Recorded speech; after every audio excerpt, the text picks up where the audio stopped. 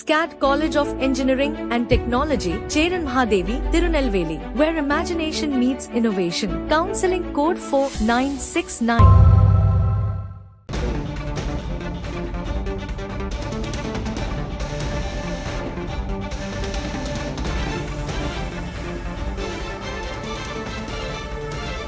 சண்டை நிறுத்தத்தை மீறி பாகிஸ்தான் மீண்டும் தாக்குதல் நடத்தி வரும் நிலையில் தற்போது ஒரு அண்மை செய்தியாக அமெரிக்கா மீண்டும் இரு நாடுகளிடம் பேச்சுவார்த்தை நடத்த முற்பட்டதாக தகவல் வெளியாகியிருக்கிறது. அண்மை செய்தியாக பார்க்கின்றோம். பாகிஸ்தான் எல்லையை ஒட்டியுள்ள 4 மாநிலங்களிலும் மீண்டும் மக்களை பதற்றம் தொட்டிருக்கிறது. மாலை 5 மணிக்கு சண்டை நிறுத்தத்தில் ஒப்புக்கொண்ட பாகிஸ்தான் மற்றும் இந்தியா தற்போது பாகிஸ்தான் தாக்குதலை தொடுத்திருக்கிறது. ஜம்மு காஷ்மீரில் ட்ரோன்கள் மூலமாக இந்த தாக்குதல் என்பது தொடர்ச்சியாக நடைபெற்று வருகிறது. இதனால் ஜம்மு காஷ்மீரில் பொதுமக்களிடையே மீண்டும் பதற்றம் ஏற்பட்டிருக்கிறது.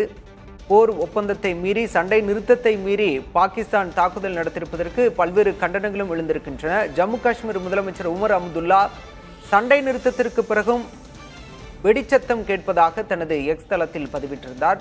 தொடர்ந்து அங்கு பதற்றமான சூழல் நிலவுகிறது.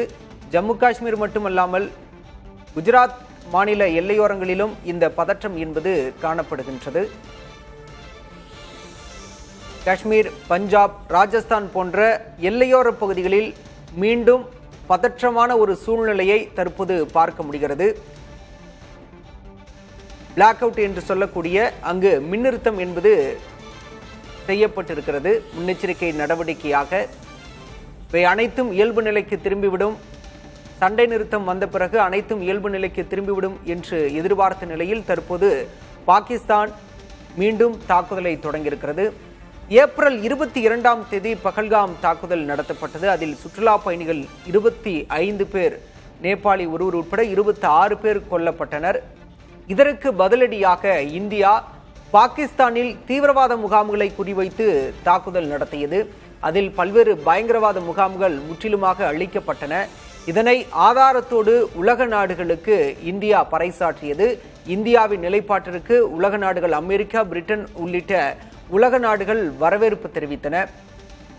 பாகிஸ்தான் தாக்குதல் நடத்திய நிலையில் அதற்கு பதிலடியாக மட்டுமே இந்தியா பல்வேறு தாக்குதல்களை மேற்கொண்டது. ஆனால் பாகிஸ்தான் எல்லையோர மாநிலங்களில் குறிப்பாக ஜம்மு காஷ்மீர், பஞ்சாப், குஜராத் உள்ளிட்ட எல்லையோர மாநிலங்களில் மக்கள் குடியிருப்புகள் மற்றும் இராணுவ நிலைகளை குறிவைத்து தொடர்ச்சியாக ட்ரோன் தாக்குதல் உள்ளிட்ட பல்வேறு தாக்குதல்களை மேற்கொண்டது. இதற்கு இந்தியா கடும் எதிர்வினையாற்றி வரும் நிலையில் தற்போது சண்டை நிறுத்தத்திற்கு ஒப்புக்கொண்ட நிலையில் மீண்டும் அந்த பதற்றம் என்பது ஏற்பட்டிருக்கிறது. அண்மை செய்தியாக பார்க்கின்றோம்.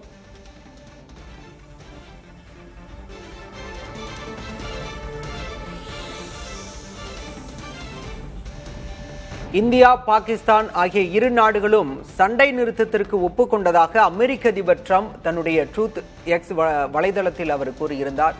இதுவரை வரலாற்றில் இல்லாத நிகழ்வாக, இந்திய பாகிஸ்தான் வரலாற்றில் இல்லாத நிகழ்வாக போர் நிறுத்தத்தை அமெரிக்க அதிபர் அறிவித்தது சற்று அதிர்ச்சியாக இருந்தது. காங்கிரஸ் பொதுச் செயலாளர் ஜெயராம் ரமேஷ் கூட இதற்கு எதிர்வினையாற்றியிருந்தார். இந்தியாவின் உள்நாட்டு பிரச்சனையில் அமெரிக்கா தலையிடுகிறதா என்ற ஒரு கேள்வியையும் எழுப்பியிருந்தார்.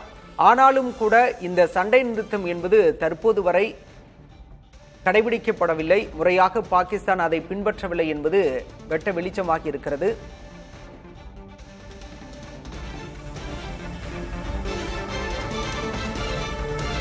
நாம் காட்சிகளில் பார்க்கின்றோம். பஞ்சாப், ஜம்மு உள்ளிட்ட பல்வேறு நகரங்களில் என்ன நிலை அங்கு இருக்கிறது அப்படிங்கிறத நம்ம காட்சிகளை பார்க்கின்றோம்.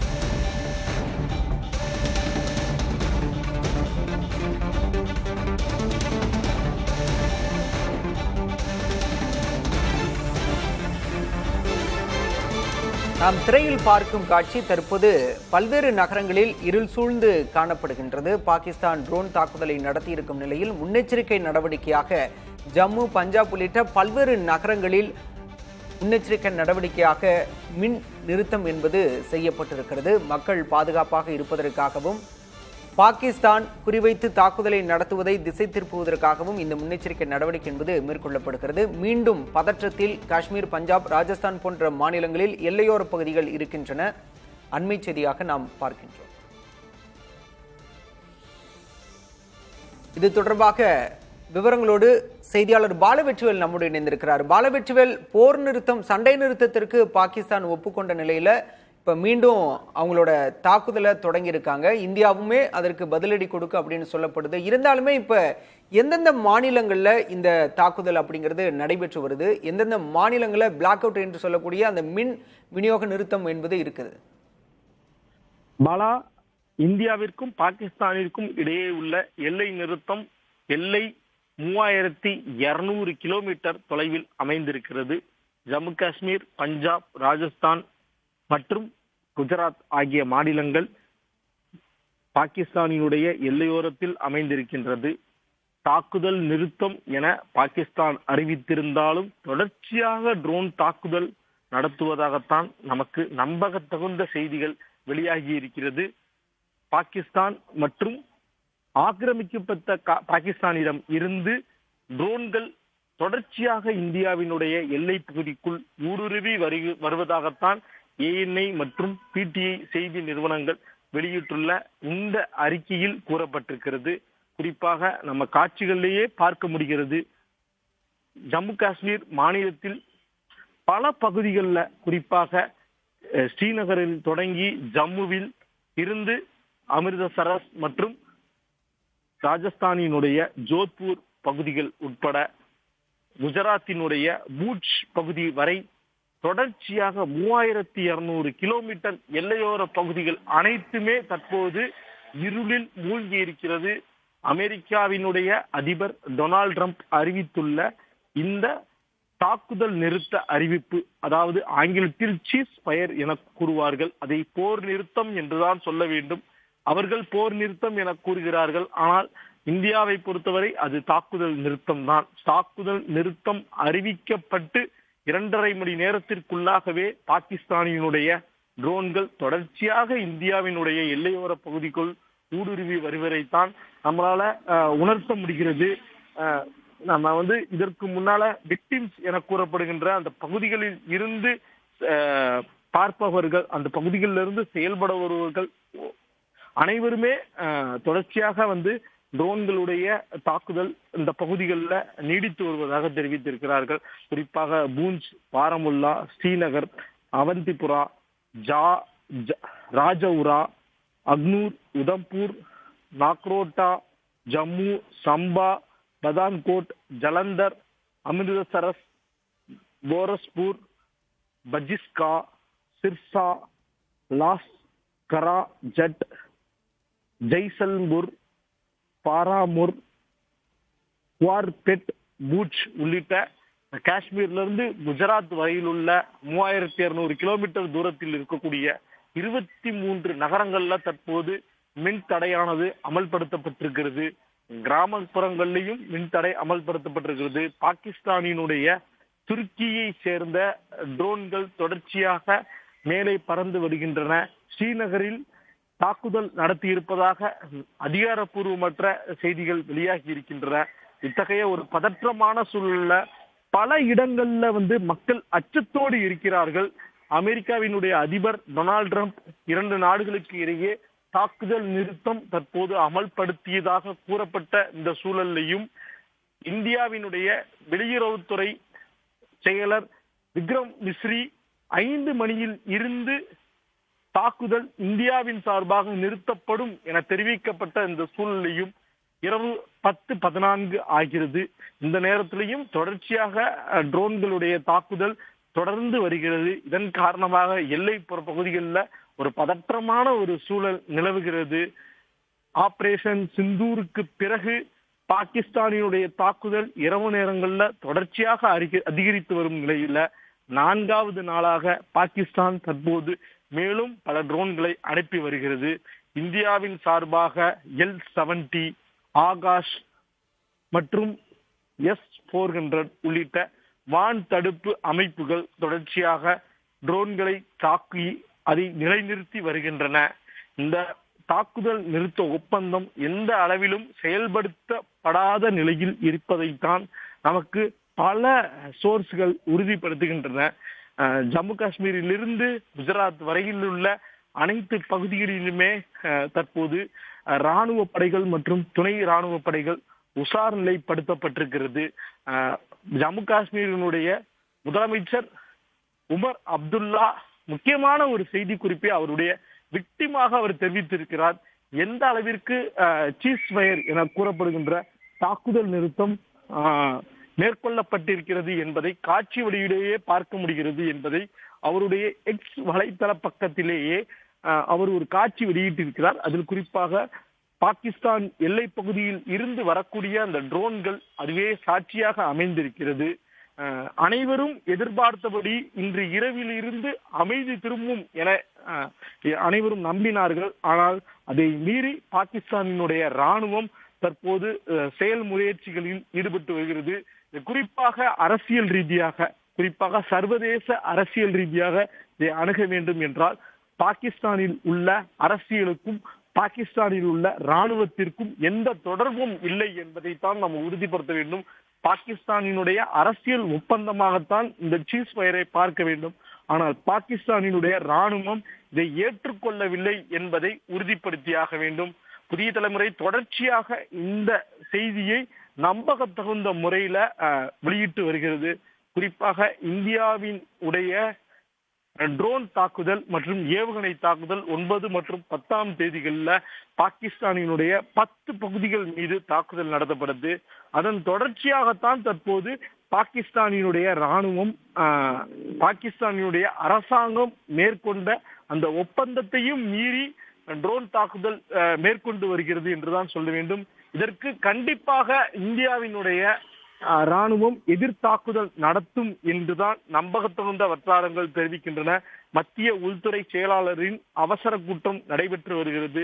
அனைத்து மாநிலங்களும் முழு தயார் நிலையில் இருக்க அறிவுறுத்தலும் தெரிவிக்கப்பட்டிருக்கிறது. அனைத்து மாநில தலைமைச் செயலாளர்களுடன் காணொலி வாயிலாகவும் தற்போது கூட்டம் நடைபெற்று வருவதாக கூறப்பட்டிருக்கிறது.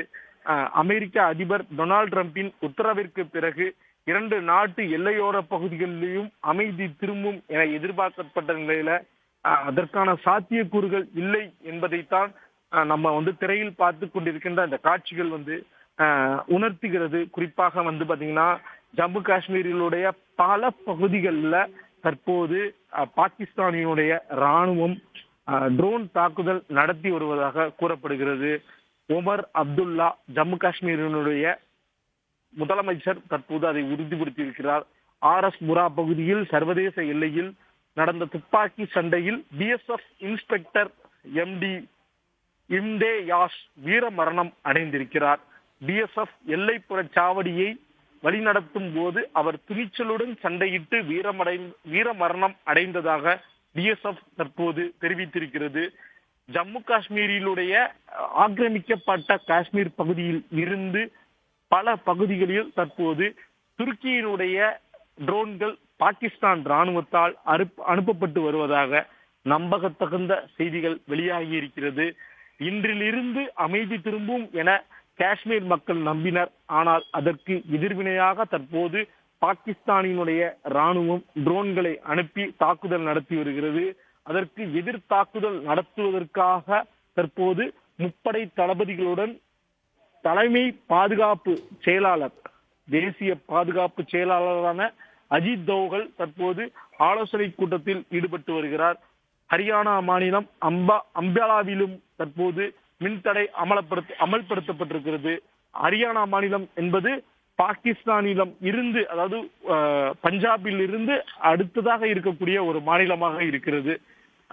ஹரியானா மாநிலத்திலேயே தற்போது மின்தடை அமல்படுத்தப்பட்டிருப்பதன் காரணமாக பாகிஸ்தானினுடைய ட்ரோன்கள் பல பகுதிகளுக்கும் ஊடுருவி இருக்கிறது. அமெரிக்கா மேற்கொண்டுள்ள இந்த போர் நிறுத்தம், அதாவது தாக்குதல் நிறுத்தம் என கூறலாம். அந்த தாக்குதல் நிறுத்தத்தை தற்போது பாகிஸ்தான் ராணுவம் முழுமையாக மீறி இருக்கிறது என்பதை உறுதிப்படுத்த முடியும். பாலா. பாலவெற்றிவேல், பாகிஸ்தான் மீண்டும் தாக்குதல் நடத்த தொடங்கிய நிலையில் தற்போது பிரதமர் மோடி மீண்டும் அவசர ஆலோசனையில் ஈடுபட்டதாக தகவல் கிடைத்திருக்கிறது. யார் யாரெல்லாம் அந்த ஆலோசனையில் பங்கேற்றிருக்கிறார்கள், அது பற்றிய தகவல் கொஞ்சம் பகிருங்க. பாலா, பிரதமர் நரேந்திர மோடி தொடர்ச்சியாக இந்த தாக்குதல், அதாவது ஆபரேஷன் சிந்தூருக்கு பிறகு ஒவ்வொரு மணி நேரத்திற்கும் ஒரு மணி நேரம் முப்படை தளபதிகள் மற்றும் பாதுகாப்புத்துறை அமைச்சர் ராஜ்நாத் சிங், உள்துறை அமைச்சர் அமித்ஷா உள்ளிட்டோரிடம் கலந்தாலோசனை செய்து வருகிறார். இந்நிலையில்தான் இன்று மாலை 5 மணியோடு இந்தியா பாகிஸ்தான் இடையே எல்லையோர பிரச்சனைகள் நிறைவடையும் என உலக நாடுகள் அனைத்தும் நம்பின. அனைத்து ஊடகங்களிலும் செய்திகள் வெளியாகின.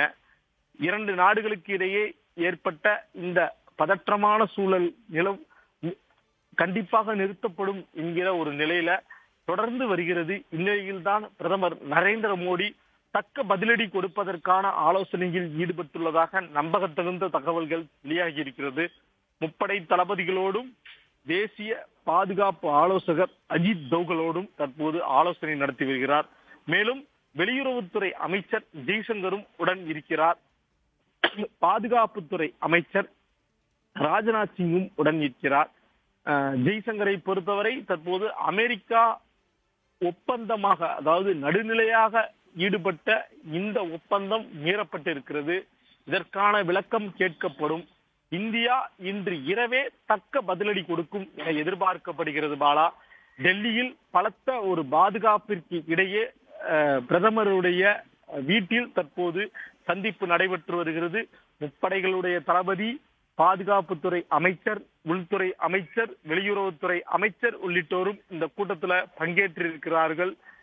பாகிஸ்தானினுடைய ட்ரோன்கள் தொடர்ச்சியாக இந்தியாவினுடைய 25 மாநிலங்கள்ல, நம்ம குறிப்பிட்ட பகுதிகளில் ஜம்மு காஷ்மீர், பஞ்சாப், ராஜஸ்தான், குஜராத் மட்டுமல்லாது ஹரியானா மாநிலத்திலும் ஊடுருவி இருக்கிறது. எனவே இன்று இரவிற்குள் இந்திய ராணுவம் தக்க பதிலடி பாகிஸ்தானிற்கு கொடுக்கும் என எதிர்பார்க்கப்படுகிறது. சீஸ் ஃபயர் அக்ரிமெண்ட் என கூறப்படுகின்ற தாக்குதல் ஒப்பந்தத்தை பாகிஸ்தான் தற்போது மீறி இருப்பதன் காரணமாக இதனுடைய விவரங்கள் நாளை காலை, அதாவது மறுநாள் காலை 10 மணி அளவில் இந்திய ராணுவத்தினுடைய அதிகாரிகள், விங் கமாண்டர் மற்றும் கர்னல் சோஃபியா குரோசி மற்றும் வெளியுறவுத்துறை செயலர் விக்ரம் மிஸ்ரி ஆகியோரால் 10 மணி அளவில் கொடுக்கப்படும் என எதிர்பார்க்கப்படுகிறது. ஜம்மு காஷ்மீரினுடைய பல்வேறு பகுதிகளில் தற்போதும் ட்ரோன் தாக்குதல் நடைபெற்று வருவதாக நம்பகத்தகுந்த தகவல்கள் வெளியாகி இருக்கிறது. பாலா. பாலவெற்றிவேல், தற்போது வரை என்ன நடைபெற்று வருகிறது அப்படிங்கிறத பதிவு செஞ்சீங்க. இந்த தாக்குதல், இந்த பதற்றத்திற்கெல்லாம் காரணம் அந்த ஆரம்ப புள்ளி, இதுவரை நடந்த நிகழ்வுகள், இவற்றையெல்லாம் மீண்டும் கொஞ்சம் பதிவு பண்ணுங்க பாலவெற்றிவேல். ஏப்ரல் 22ஆம் தேதி அமைதியாக 2000த்திற்கும் மேற்பட்ட மக்கள் பகல்காமில் சுற்றுலா பயணிகளாக வந்திருக்கிறார்கள். அந்த ஒரு சூழலில் தான் 4 தீவிரவாதிகள் கையில் துப்பாக்கிகளோடு நேரடியாக சுற்றுலா பயணிகள் மீது தாக்குதல் நடத்துகிறார்கள். இந்த சுற்றுலா பயணிகள் மீது நடத்தப்பட்ட தாக்குதலில் பகல்காமில் 26 பேர் மரணம் அடைகிறார்கள். இந்த சம்பவம் இந்தியா முழுவதும் அதிர்வலைகளை ஏற்படுத்துகிறது. பாகிஸ்தான் இதற்கு முன்பு பல தாக்குதல்களை நடத்தி இருக்கிறது. 1948ஆம் ஆண்டு போர், 1965ஆம் ஆண்டு போர், 1971 பங்களாதேஷ் போர், 1999 கார்கில் போர் என போர்கள் இவ்வளவு நடந்திருக்கின்றது. மேலும் தாக்குதலை பொறுத்தவென்று, அதாவது பாகிஸ்தானில் இயங்கக்கூடிய, ஆக்கிரமிப்பு காஷ்மீரில் இயங்கக்கூடிய 3 முக்கியமான அமைப்புகள் இருக்கிறது. லஷ்கர் இ தொய்பா, ஜெய்ஷி முகமது மற்றும் அவர்களோடு தொடர்புடைய த ரெசிஸ்டன்ஸ் போர்ஸ் ஆகிய அமைப்புகள் தொடர்ச்சியாக தாக்குதலில் ஈடுபட்டு வருகிறார்கள். 2001ஆம் ஆண்டு நாடாளுமன்ற தாக்குதல், 2002ஆம் ஆண்டு டெல்லியில் இருக்கக்கூடிய முக்கியமான ஒரு கோயில்கள் மீது நடத்தப்பட்ட தாக்குதல், 2008ஆம் ஆண்டு மும்பை குண்டுவெடிப்பு தாக்குதல், 2016ஆம் ஆண்டு பதான்கோட் தாக்குதல், 2019ஆம் ஆண்டு புல்வாமா தாக்குதல், அதை தொடர்ந்து 2025ஆம் ஆண்டில் பகல்காம் தாக்குதல். இந்த தாக்குதலுக்கு பின்னர் நாடு முழுவதும் அப்பாவி சுற்றுலா பயணிகள் மீது நடத்தப்பட்ட தாக்குதலுக்கு பல எதிர்ப்புகள் கிளம்பி இருக்கின்ற சூழல்ல தான் மிகப்பெரிய அளவில் ஒரு அதிருப்தி ஏற்பட்டது. இதை தொடர்ந்துதான் ஏப்ரல் 22 முதல் பிரதம மந்திரி நரேந்திர மோடி தலைமையிலான ஆலோசனை கூட்டம் நடைபெற்றது. தொடர்ச்சியாக பாதுகாப்புத்துறை அமைச்சர் ராஜ்நாத் சிங், உள்துறை அமைச்சர் அமித்ஷா மற்றும் முப்படை தளபதிகளோடு ஆலோசனை நடத்தி வருகிறார். எந்த நேரத்திலையும் பாகிஸ்தானில் இருக்கக்கூடிய தீவிரவாத முகாம்கள் மீது இந்தியா தாக்குதல் நடத்தலாம் என கணிக்கப்பட்ட அந்த சூழல்ல தான் ஆபரேஷன் சிந்தூர் அமல்படுத்தப்பட்டது. ஆபரேஷன் சிந்தூரின்படி பாகிஸ்தானில் உள்ள 9 தீவிரவாத முகாம்கள் மீது தாக்குதல் நடத்தப்பட்டது. குறிப்பாக லஷ்கர்-இ தொய்பா, ஜெய்ஷ்-இ முகமதுனுடைய தலைமை இடங்களில் தாக்குதல் நடத்தப்பட்டது. தீவிரவாத முகாம்கள் மீது பாகிஸ்தான் மீது தாக்குதல் நடத்தப்பட்டாலும் அதற்கு எதிர்வினையாக பாகிஸ்தானிடம் இருந்து இந்தியா மீது எந்த பகுதிகளில் தாக்குதல் நடத்தப்படலாம் என்கிற நிலையில ஜம்மு காஷ்மீர்ல இருந்து குஜராத் வரை விசாரப்படுத்தப்பட்டது. இந்நிலையில் தான் தொடர்ச்சியாக பாகிஸ்தான் ராணுவம் 5 நாட்களாக தொடர்ச்சியாக தாக்குதல் நடத்தியது. இந்த சூழலில் தான் நமக்கு இன்று போர் நிறுத்த ஒப்பந்தத்தையும் மீறி பாகிஸ்தான் தாக்குதல் நடத்தி வருகிறது. பாலவெற்றிவேல், தொடர்ந்து நம்ம பேசலாம் ஒரு சிறிய இடைவேளைக்கு பிறகு. SCAT College of Engineering and Technology, Cheran Mahadevi, Tirunelveli, where imagination meets innovation. Counseling code 4969.